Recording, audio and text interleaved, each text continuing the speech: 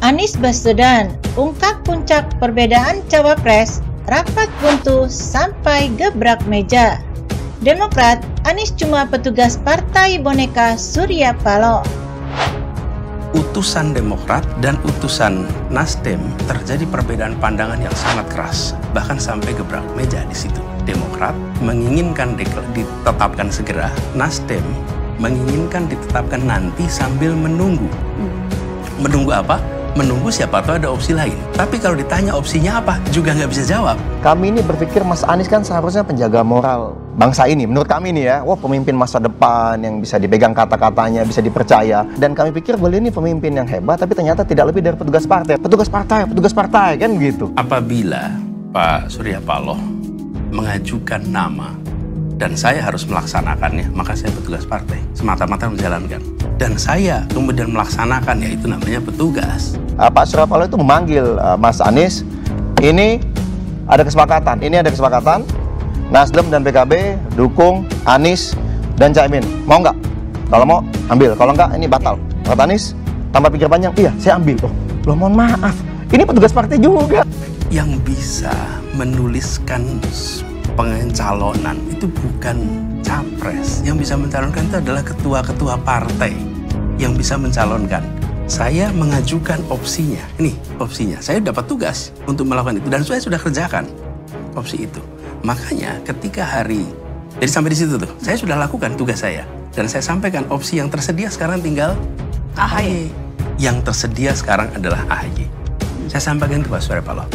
Dan Pak Surya Paloh ketika saya mendengar itu, beliau tidak menolak, tapi beliau mengatakan begini, itu adalah opsi yang boleh kita lakukan pencalonan di ujung, tapi tidak sekarang. Oke? Dari sisi Nasdem tidak bersedia. Nama itu tidak ditolak, tetapi tidak dideklarasikan sekarang. Dan saya harus mengikuti, ya namanya petugas partai. Tapi kalau sesuatu yang sesuai dengan kebutuhan kita, bisa muncul nama itu dari mana saja. Selama ini mohon maaf nih, pendukungnya Mas Anies kan selalu mengata-ngatai, mohon maaf, quote and quote, capres-capres lain, petugas partai, kan begitu. Loh mohon maaf, ini petugas partai juga loh gitu. Ini menyedihkan. Saya tidak pernah menyatakan tidak setuju kepada Mas Ahy. Sungguh saya harus katakan itu. Apalagi dalam publik, atau pertemuan dimanapun, tulisan, apa ada. Dia adik saya. AHY sebagai seorang adik. Tidak jujur, tidak amanah. Berarti tidak bisa dipercaya dan mengingkari hal-hal yang telah disepakati. Tidak memegang komitmen dan janji-janjinya. Nah sekarang saja tidak sidik, tidak amanah, tidak memegang komitmennya. Bagaimana nanti kalau menjadi pemimpin dengan kekuasaan yang besar?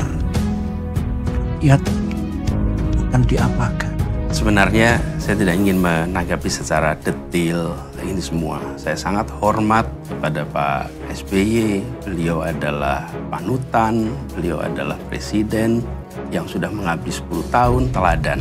Anies ini adalah orang yang ahli kata-kata, tidak pernah komit dengan pernyataannya, bahkan disebut sebagai musang berbulu domba, diam-diam tapi suka menerkam. Ini jagonya berkata-kata. Ya udah, jadi mau ngeles apapun faktanya kita dihanati.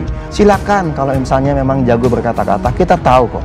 Mau ngeles apapun faktanya kami dikhianati. Sesederhana itu, Bang. Kalau memang mau nafi, nggak usah sampai 7 kali lah ngajak Mas AHY menjadi cawapres Mas Anies. 7 kali dari Januari sampai sekarang.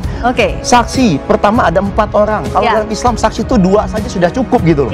Saksi sampai 4. Apa perlu kita buka? Ya udah banyak saksinya. Jadi kita ini, jadi itu maksud saya. Udahlah. Kalau mau bantah, kami sengaja tidak memunculkan. Itu hanya satu. Kenapa? Karena kami ingin tahu seberapa hina kebohongan yang akan disampaikan lagi. Ngelesnya gitu, menutupi kebohongan-kebohongannya. Saya selalu mengatakan ke Demokrat, kalau saya orang Demokrat, sejak lama saya sudah keluar dari poros perubahan ini. Ketika kemudian Anies memutuskan berkoalisi, berkawin dengan Caimin, ya cintanya seperti sekarang, Pak. Semelehoy. Tapi ingat, ini kan adalah perkawinan politik yang terkesan dipaksakan.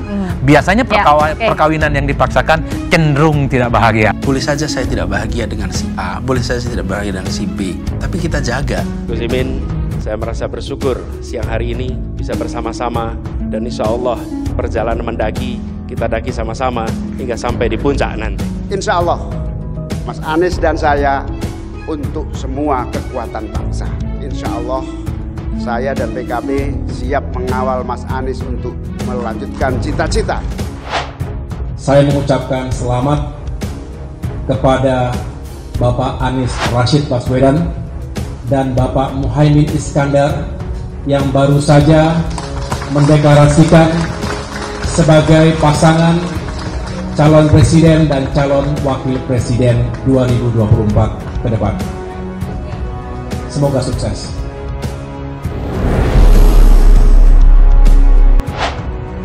Bakal calon presiden Anies Baswedan mengungkap momen panas puncak perbedaan penentuan cawapres saat rapat di Tim 8 yang menghadirkan perwakilan Anies, Nasdem, PKS, dan Partai Demokrat.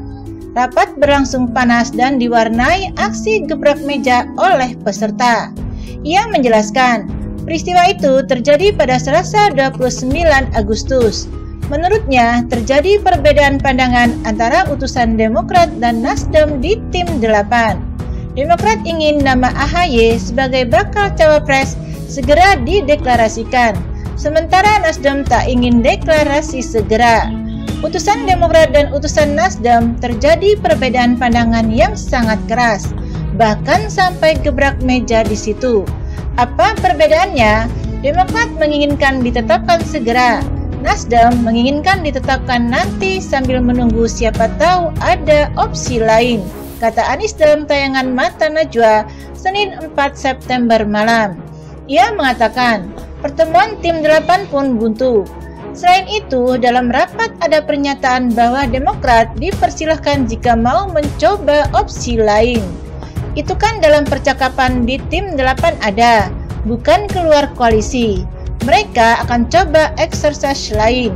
Ini mereka menunggu, kapan ini keputusannya.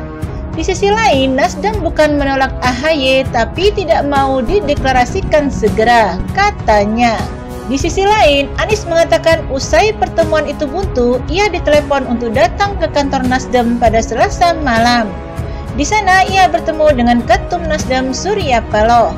Malam itu saya dalam perjalanan dilaporin pertemuan Tim 8 yang hasilnya buntu. Saya mendapat telepon dari kantor Nasdem, diminta untuk ke kantor Nasdem, kata Anies. Saat itu, ia mengaku bertemu dengan Ketua Umum Nasdem Surya Paloh. Mereka pun berbincang soal kesepakatan dengan PKB. Ketika itu saya sampaikan, ini opsi yang tidak pernah kita pikirkan. Tak terpikirkan, saya akan bahas juga dengan teman-teman, kata dia. Ia mengatakan saat itu Surya Paloh dihadapkan pada dua pilihan. Pertama, berunding dengan PKS dan Demokrat. Lalu kemudian bersepakat dengan PKB. Resikonya, PKB bisa saja diajak oleh koalisi lain. Kedua, langsung membuat kesepakatan dengan PKB. Resikonya, PKS dan Demokrat bakal merasa dilewati karena tidak diajak bicara. Menurutnya, Surya Paloh memilih opsi ini.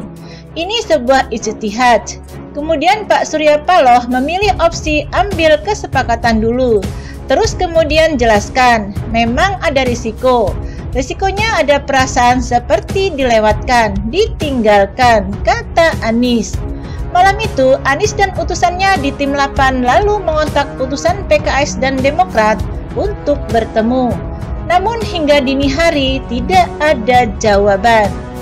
Lalu esok paginya, Pak Sudirman bertemu dengan Pak Sohibul Iman dari PKS dan Pak Iftitah dari Demokrat, menyampaikan progres ini. Tujuannya untuk saya bertemu mendiskusikan soal ini, kata dia. Menurutnya, pihaknya lalu bertemu dengan perwakilan PKS. Ketika itu, PKS merespons positif ada partai baru di koalisi. Namun secara prosedural, PKS merasa tidak suka cara Nasdem yang mengambil keputusan sepihak tanpa komunikasi dengan partai koalisi. Di sisi lain, dia mengatakan saat itu tidak bisa bertemu dengan Demokrat. Rabu malam itu tidak dapat waktu. Ya sudah, kalau begitu kita cek besoknya. Pagi tetap tidak ada kabar. Akhirnya Kamis pagi saya putuskan ke Jombang. Karena siang akan pulang, ketika di sana kami dapat kabar diterima jam 4 sore. Tapi karena pesawat delay, digeser jam 6, kemudian pertemuan digeser lagi jam 7. Dan akhirnya tidak jadi bertemu, dibatalkan pertemuannya, katanya. Demokrat sebelumnya memutuskan untuk mencabut dukungan pada Anies dan memilih keluar dari KPP. Keputusan diambil usai Anies memutuskan untuk menggandeng Ketua Umum PKB Muhaimin Iskandar sebagai bakal calon wakil presiden. Demokrat merasa dikhianati. Pasalnya, Anies dan Nasdem sudah menandatangani piagam kesepakatan bersama dengan Demokrat, Nasdem, dan PKS. Tetapi Anies dan Nasdem justru membuat kerjasama baru.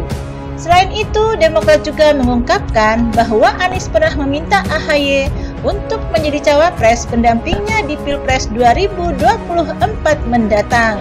Permintaan dilakukan melalui panggilan telepon pada 12 Juni dan surat tertulis pada 25 Agustus. Partai Demokrat meluapkan kekecewaannya terhadap Anies Baswedan, bakal capres yang mereka dukung selama hampir setahun belakangan ini. Kekecewaan itu setelah tiba-tiba Anies dan Nasdem menyetujui PKB masuk dan langsung mengusung duet Anies dengan Muhaimin Iskandar atau Caimin. Juru bicara Partai Demokrat, Herzaki Mahendra Putra, menyindir Anies Baswedan yang awalnya mereka anggap sebagai pemimpin rakyat. Kami merasa yang kami dukung ini pemimpin rakyat sebelumnya, tapi ternyata tidak lebih dari petugas partai juga. Karena apa? Hanya untuk kepentingan bahwa saya pasti berlayar ini, padahal sebenarnya sudah bisa berlayar sebelumnya begitu. Dengan kesepakatan bertiga, yaitu Nasdem, Demokrat, dan PKS, kata Herzaki pada Jumat 1 September 2023. Herzaki mengatakan pihaknya menyayangkan sikap yang dilakukan seperti ini.